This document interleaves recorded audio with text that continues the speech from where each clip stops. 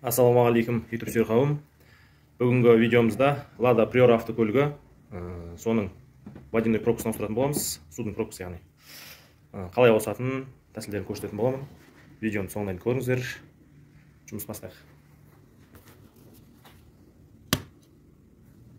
Так, біріншіден біз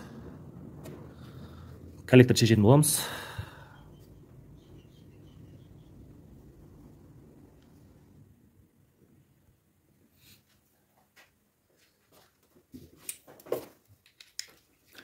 Коллектордан айландыра осы жерден шешеміз.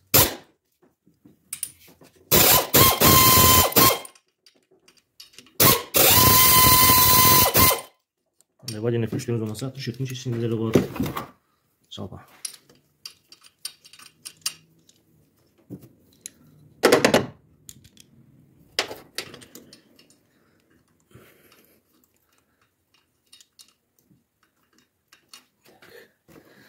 Толықтай осы артқа болттарын бәрін шешетін боламыз, сосын коллектордың.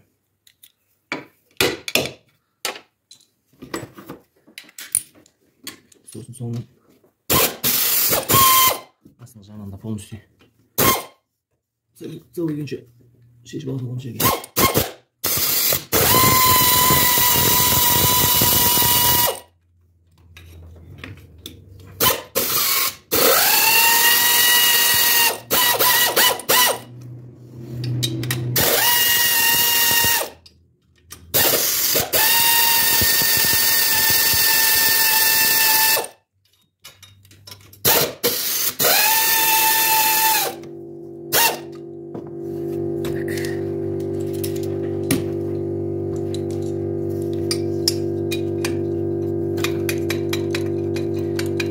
Қазір қанша болатынын көрсетіп кетемін. Коллектор жалпы қанша болып шешілу керек.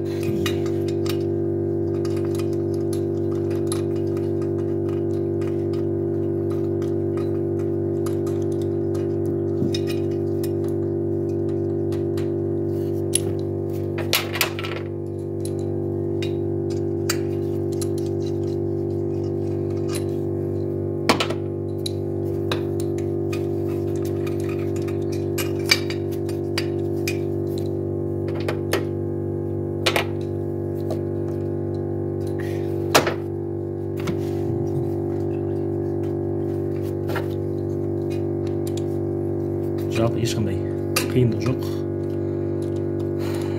Үй жағдайында да ауыстыра берсеңіздер болады. Кішкене астыңғы жағын шешкенге ямба болып болмаса подъемник керек болады. Бірақ оны жай былайынша да шешуге болады, ешқандай қиындық жоқ. Шайбелерін алып аламыз. Жоғалпас үшін.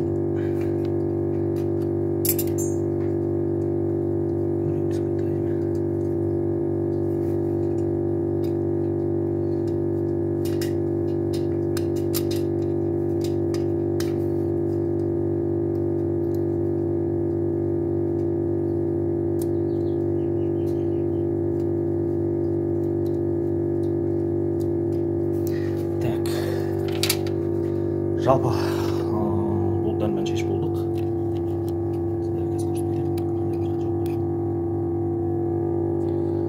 Қазір енді артқы болттарын шешетін боламыз.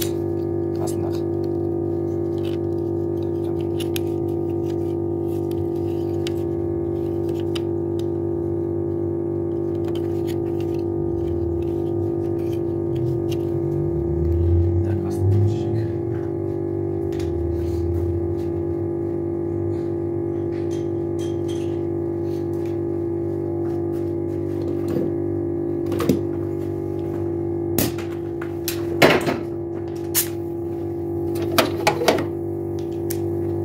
Қазір астында болып қайырын шешетін көздер. Так, мінекей астына келдік. Яғни мына үшеуін шешеміз. Сосын анау проклеріне доступ жақындай береді жайлап. Қазір осы үш болт шешетін боламыз. Так, үш болттың ағыттық. Байқатқысы түсіп жатыр. Так, осы үшеуі алынғаннан кейін Осады міне. Газ төгесін түсіреді маған. Так. Коллекторды алсақ болады. Сосын ұмытпаған. Лямбда зон проводтарын ажыратуды ұмытпаңыздар. Екі лямбда зон болады бізде. Приор автокөлігі. Екі лямбда зон болады. Екі лямбда зонды шығамыз.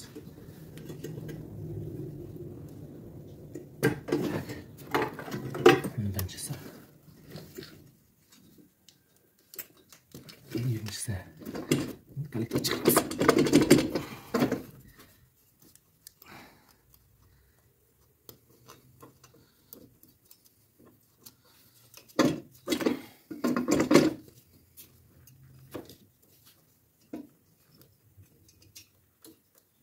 Шайы қысқап кетті.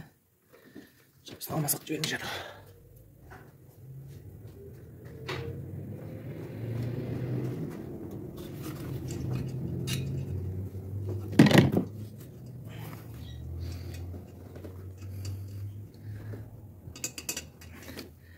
Так, алды.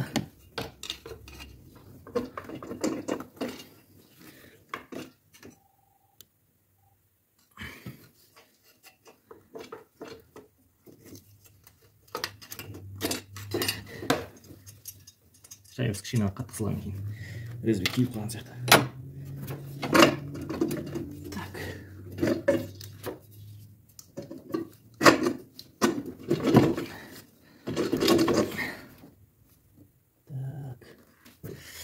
Айтпақшы, айта кететін жағдай. Мынау. Гитара дейді ғой, мынау. Подушка. Подушканың құлағын шешеміз. Шешпесек шықпайды.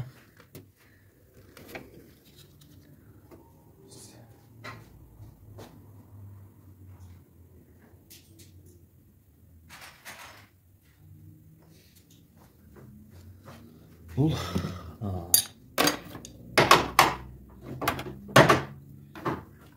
вакуум шлангысын шығарып. Ескі қарап тұрған соң қанша қысылып тұрмайды.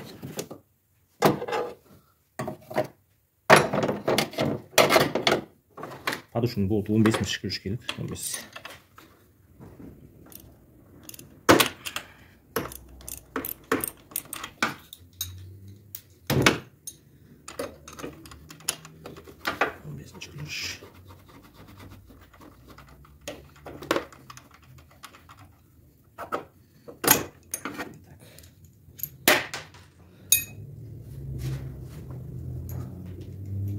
Подушканың центральный болтын шештік.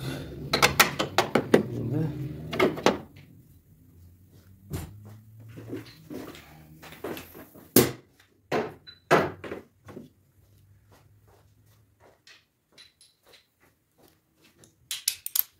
план шешетін боламыз. 13-ші кешкелер болған.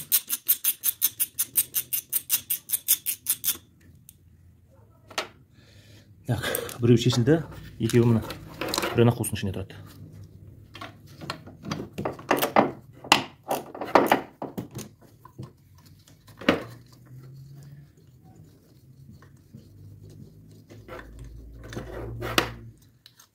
Қуысының ішінде түсіп қалады.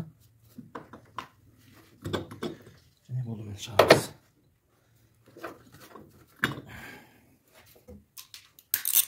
Екінші жағын осы қайын жоғырғай.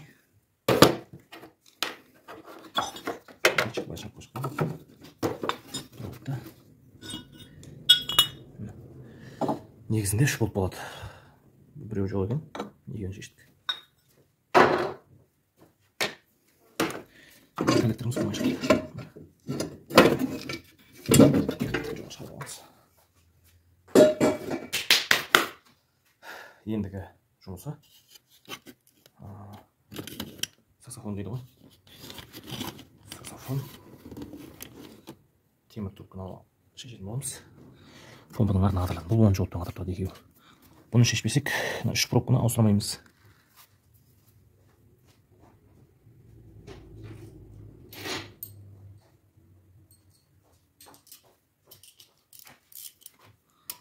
Так, 10-ші головка.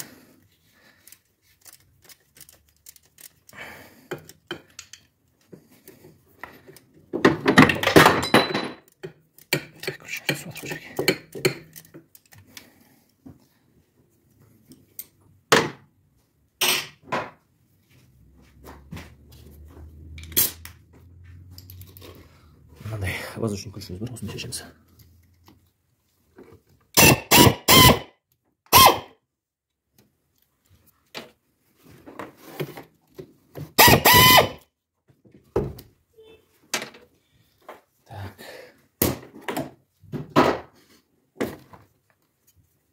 Мінекей, саксофонымыз алынды. Жалпы тасу болса тасуларыңыз құйып алғандарыңыз жөн. Мен бұда су болғандықтан ағып кеткен суының бәрі. Жай былай қайып қоямыз. Міне болды. 3 пробкаға тосып бар.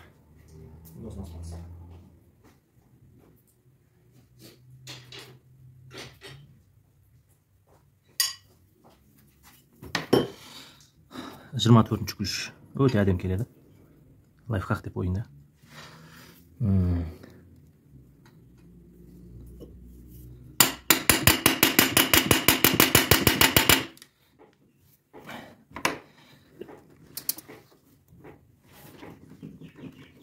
Жайлап тартамыз.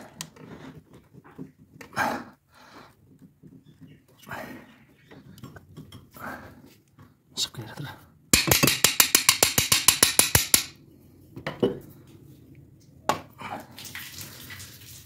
Шығарып алдық. Тесілттім. Былай жалпы әтеуркпен ұрып алсаңыз да болады, бірақ оңай жолы да. Үлкен балқаға жинаймыз.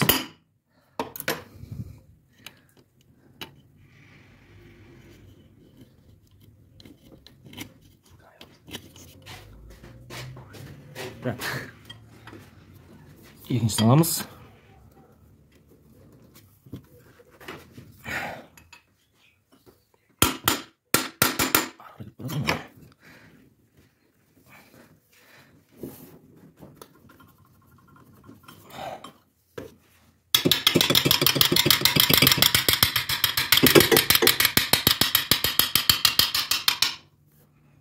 Қатты ударын қажет жоқ.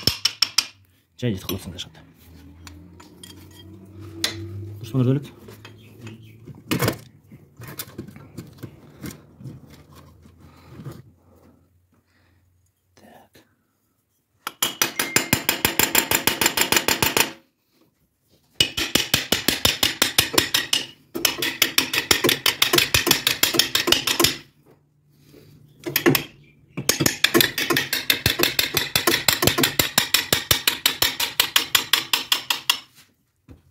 Үшінші блокпен шығардық.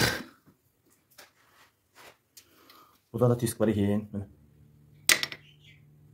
бірінде тесік бар.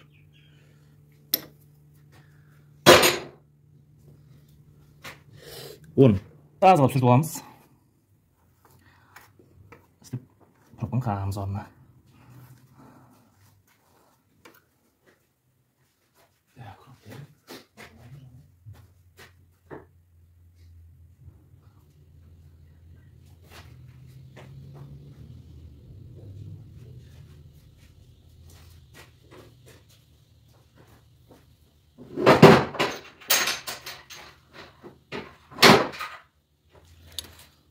Міне жаңа пробкасы. Осы қағамыз қазір.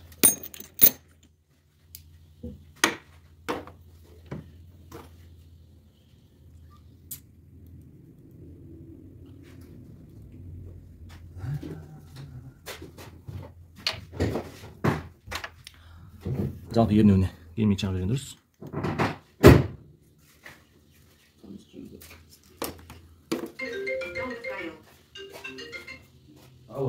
Кейінек жағамыз. Сосын үлкендеу салмағы бар балғамен 24-ші головка әдем келеді ішіне. Ернеуін ұрмаған дұрыс. Ернеуін ұрсаңыз жақсы болмай алады. Жақсы отырмай алған жақ.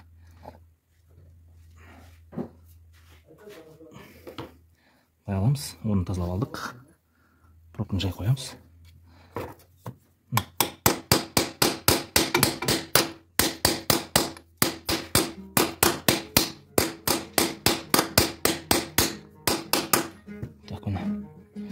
Бетінен кішкене ғана өткізіп қоямыз ары.